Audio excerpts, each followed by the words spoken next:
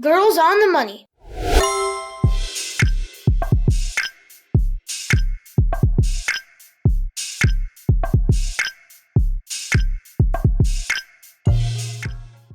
Live frugally, save abundantly, invest intelligently.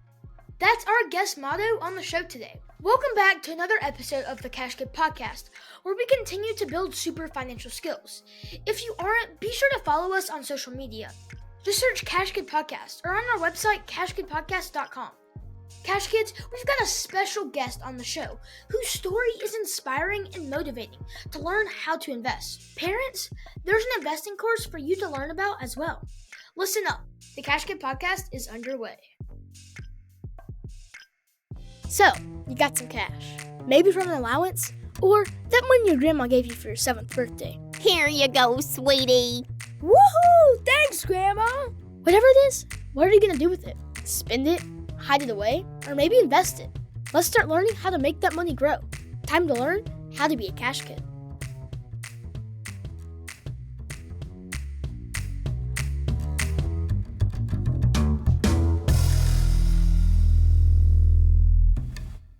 Joining us today is Mrs. Mabel Nunez. Mabel Nunez is the founder and CEO of Girls on the Money, with over 60,000 on her Instagram page alone and 10,000 members on her Facebook group. She's a blogger and investing educator whose mission is to teach everyday people how they can intelligently invest too. Welcome to the show, and first off, tell us a little bit about yourself and your story. Hi, Cash Kid. I'm very excited to be here inviting me. And I guess I can start with the fact that I wasn't born in the United States. I was born in an island in the Caribbean called the Dominican Republic.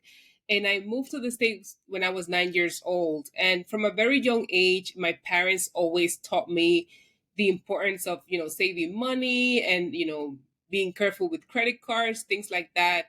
But it wasn't until I went to college, my last year of college, my senior year, when I discovered the stock market and investing, and I, fell in love with it and became obsessed with it.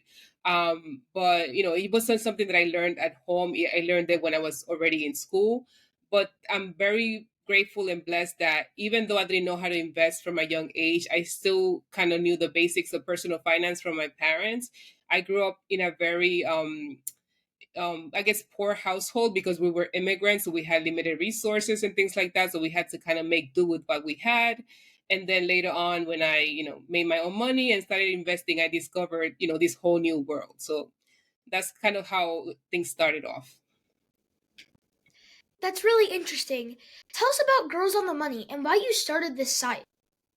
So I started Girls on the Money because when I started to invest, and I became obsessed with it, like I said, I noticed that a lot of my friends, my female friends, weren't into investing, or they found investing intimidating, or they thought it was too complicated. And most of the people that I would talk to about stocks and funds will be my male friends, my guy friends, because they were the ones into it. So I thought, there was a disconnect there. I wondered why weren't more women talking about investing? Why were they so scared of it? So it kind of like, it was like a light bulb moment for me to, okay, I need to create a community or a platform that increases the confidence of women to start investing, or, girls.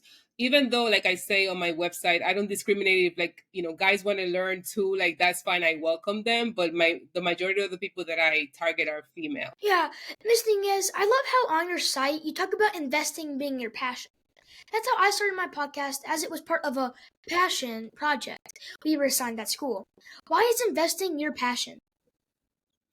So investing is my passion because I guess it first started with my professor, my college professor that I mentioned before, my senior year. He kind of explained to us how anybody with any income can become a part owner of, major companies, like the McDonald's, the Apples, the Microsoft. So I was like very impressed by the fact that, wow, like me, like an average person, with an average salary or whatever at the time, that I could become a part owner of this company. So first it started with that, we just that idea of, it just changed my mindset in terms of what was possible for me as a, a female and an immigrant and somebody with limited resources. So then after that, when I started investing and I realized, oh, how successful you can be if if you know how to do it, if you select high quality funds and stocks. When I started to see my money grow, and I was, it was even better. It was even a bigger passion for me. So it kind of grew from that, like from just the idea of becoming an owner of companies, and then after that is like seeing how it actually worked and how you can grow your wealth doing so. Yeah, tell us about the training courses you offer through your site, Grows on the Money. So I'm glad you said that, because I want to emphasize that the what I teach through my investing bootcamp is investing specifically. So as you know, Cash Kid, I'm sure you know this. There's a difference between trading and investing. So day trading and things like that, I don't really get involved in, because I feel like it's like gambling, in my opinion. So what I teach is an investing bootcamp that teaches people how to select high quality stocks and funds, and then just hold on to them for like 5, 10, 15, 20 years, and then just grow your wealth that way. That's the type of investing that I believe in, and that's what I teach my students and clients. So my class is just 5 weeks, and just we just go over the basics, everything from how to open an investment account all the way through how to do your research to select high quality investments. So it's pretty much like long term investing. Yeah, what do you feel is the greatest misconception or crux people have or face when it comes to investing?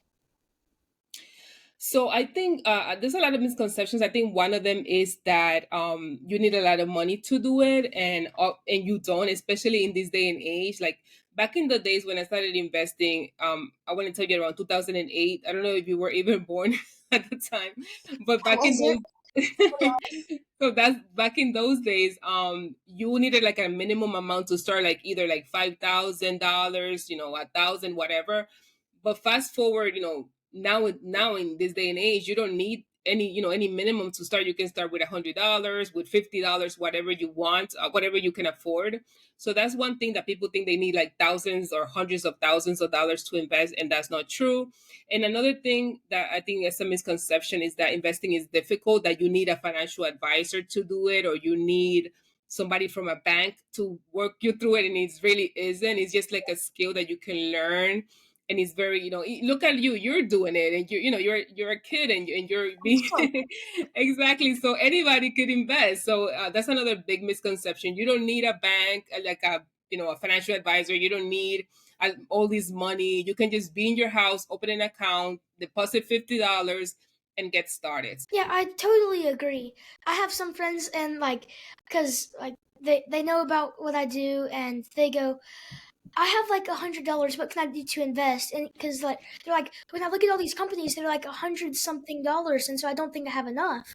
And I'm like, you can buy partial shares, and it's never too early or too little money to start investing. You can always Yes, start. I love that. Also, Absolutely. So also, how has learning to invest changed your life and those of your students? Do you have any examples you can share? sure. So my life, I always like to share that my life changed. Good amount of time of saving and investing my money consistently. To myself, hey, I want to pursue my own business. I want to do my own thing. So being able to have investments and savings in the bank allow me to, launch a business without having to worry about how I'm going to pay my bills, or like be desperate for clients or things like that. I didn't want to be in that position. So investing for me has given me the freedom and flexibility to pursue my dreams. And that's something that I tell my students, like, hey, even if you don't know for sure where investing is going to take you, it doesn't just have to be retirement. Maybe one day you want to travel the world. Maybe one day you want to start a business. So you don't know where investing is going to take you. So for me, it's just that freedom. And for my students, I've heard from a lot of my students throughout the years that they have become passionate about investing too. And they started their own consulting businesses. Some of them became like financial therapists, which I think is so impressive. Like they've been motivated through like my courses to like, either launch their own kind of like businesses in the realm of finance, or also like pursue other dreams that they had, like small businesses or side jobs and things like that. So it has given them also that flexibility to pursue their own independence. So that's, I think those are the major things that my students have been able to share with me. Yeah, let's talk about kids investing. It's my mission to educate my generation earlier in life the financial skills they need before they go to college and start making money to know what to do with it. What are your thoughts on kids my age being offered more financial course options and the need for greater financial education? I agree with it. I think it's so important, and I think, and I'm so glad that you're doing it. Maybe your parents are teaching you, maybe you learned it in school, but I think it's so important that the sooner the better. Even though, like you said, before, it's not too late, it's never too early to start. The sooner you start, the better. If you're getting this education from a very young age, your odds of being a millionaire, in your 40s or 50s are exponentially higher because the more time you had ahead of you, the better for your money to grow and compound. And I wish more schools made that a requirement. I know there's some laws in the works to make investing or personal finance requirements in schools, but it's not standard in the United States. Like my own example, like I didn't learn about investing till I was a senior in college. Like imagine that you are like, in elementary school, whatever, and you're already into it. Like imagine waiting till you're in college or even after college, after you have a job, a 9 to 5 job to start investing. So even though it's never too late, like the sooner you begin, the better. And I think that there should be more resources to have kids, get started. Yeah, I bought my first stocks over 2 years ago and I have a list of more I want to buy. I use an app called Greenlight currently to purchase stocks. What other ways do you know that preteens and teens have in being able to start investing? So I wish there was more resources, to be honest. Greenlight, I just recently learned about it. And it's a great platform. I wish there was more, to be honest. I think the other option that I've heard of is Fidelity. They have a youth account, but I think you have is kids from 13 to 17 that qualify for that. So, I guess in teenage years. And besides that, like custodial accounts, that you have to have your parent kind of link to the account. Like you can open a custodial account, like any parent or guardian can open a custodial account for any kid, with any broker like Fidelity, Schwab, Ally, E-Trade, whatever it's out there. It's only that the parent's name is going, or the guardian's name is going to be attached to the kid's name until they turn 18 or 21, and then it becomes their account. Mhm. What advice would you give my generation when it comes to learning to invest? So I guess the advice I would give, start reading, if you're of reading age, start reading books about investing. Find books that are easy to read, I guess, because some of them are like overly complicated. So find books that are easy to read. Have your parents, kind of guide you. If your parents don't know about investing, like maybe, have them take a class and then teach you, or take the class with you. Shameless plug, like my boot camp, I have a boot camp about investing, so obviously everybody's welcome to check that out, but also there's other classes out there. So if the parent doesn't know about investing, just encourage them to take the class with the kid or on their own, and then teach them. And then, like I said, read books, maybe listen to podcasts that are kid friendly that also talk about investing. That's also another option. And then encourage them to explore like companies that they are into that could potentially be good investments. But just remember that not all companies that we know and love make profitable investments, and you have to make that distinction. But always it's fun to explore, like, oh, I have an iPhone, like, is Apple a good investment? Or I like to eat at McDonald's, is McDonald's a good investment? So kind of explore those kind of companies with your child. Keep it in mind, like, okay, is this actually going to make me money? Because that's the whole point of it. But it's fun Yeah. to like think about companies like that. Yeah, I totally agree. We always like to ask our guests if you have any book recommendations for our audience. Sure. So, one of my favorite authors for for investing basics is Peter Lynch. So he has some really good books that are simple to read about investing. I'm also an author, an investing author. I can show you a couple of my books. They're on Amazon. They're very easy to read. So this one is Investing Mini Lessons for Beginners. My name is on there, and this is Stock Analysis 101. So these are very simple, very easy to read books that you can check out, like any age, teenagers, kids, and they just make investing like just accessible. But they're, like I said, Peter Lynch is also an author that I like, that makes investing kind of simple to understand. Because there's some books out there, like when I started investing, they were too complicated. They would talk about retirement accounts or like things that I'm like, they went over my head. So when you first starting, you want to start with books that are easy and simple to read, and then you can build from there. Yeah. Is there anything we haven't asked you that you would like to share with our audience?